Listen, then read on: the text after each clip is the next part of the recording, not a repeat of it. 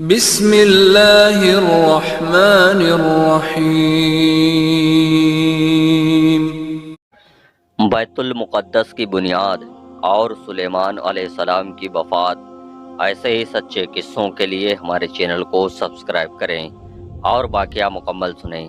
ملک شام میں جس جگہ حضرت موسیٰ علیہ السلام کا خیمہ گاڑا گیا تھا، ٹھیک اسی جگہ حضرت داؤد علیہ السلام نے بیت المقدس کی بنیاد رکھی، مگر عمارت پوری ہونے کے قبل ہی حضرت داؤد علیہ السلام کی وفات کا وقت عن قریب پہنچا اور آپ نے اپنے فرزند حضرت سلیمان علیہ السلام کو اس عمارت کی تکمیل کی وصیت فرمائی۔ چنانچہ حضرت سلیمان علیہ السلام نے جنوں کی ایک جماعت کو اس کام پر لگایا اور عمارت کی تعمیر ہوتی رہے، یہاں تک کہ آپ کی وفات کا وقت بھی قریب آ گیا اور عمارت مکمل نہ ہو سکی تو آپ نے یہ دعا مانگی کہ الہی میری موت جنوں کی جماعت پر ظاہر نہ ہونے پائے، تاکہ وہ برابر عمارت کی تکمیل میں مصروف عمل رہیں اور اس سبھی کو علم غیب کا دعویٰ ہے وہ بھی باطل ٹھہر جائے۔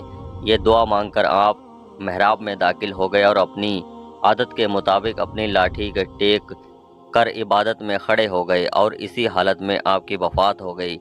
مگر جن مزدور یہ سمجھ رہے کہ آپ زندہ کھڑے ہیں، برابر کام میں مصروف رہے اور عرصے دراز تک آپ اسی حالت میں رہنا جناتوں کے گروہ کے لیے کچھ باعث حیرت اس لیے نہیں ہوا کہ وہ بار بار دیکھ چکے تھے کہ آپ ایک ایک ماہ بلکہ کبھی دو دو ماہ برابر عبادت میں کھڑے رہا کرتے تھے، گرج 1 سال تک وفات کے بعد اپنی لاٹھی کے سہارے کھڑے رہے، یہاں تک کہ بحکم الہی دیمکوں نے آپ کے عصا کو کھا لیا اور عصا کے گر جانے سے آپ کا جسم مبارک زمین پر آ گیا۔ اس وقت جنوں کی جماعت کو تمام انسانوں کو پتہ چلا کہ آپ کی وفات ہو گئی ہے۔ قرآن مجید میں اللہ تعالیٰ نے اس واقعے کو ان الفاظوں میں بیان فرمایا ہے کہ پھر جب ہم نے اس پر موت کا حکم بھیجا، جنوں کو اس کی موت نہ بتائی مگر زمین کی دیمک نے اس کا عصا کھاتی رہی۔ پھر جب سلیمان زمین پر آ گیا،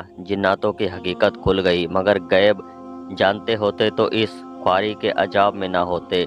حضرت سلیمان علیہ السلام کو اللہ تبارک و تعالیٰ نے جنوں، انسان، پشو، جانوروں اور پرندوں سب پہ حکومت کرنے کی نعمت سے نوازا تھا۔ ایک چینٹی ہو یا ہاتھی، سمندر کی مچھلی، آپ کی سب پر حکومت تھی۔ آپ سب سے انہی کی بھاشا میں بات کر لیا کرتے تھے۔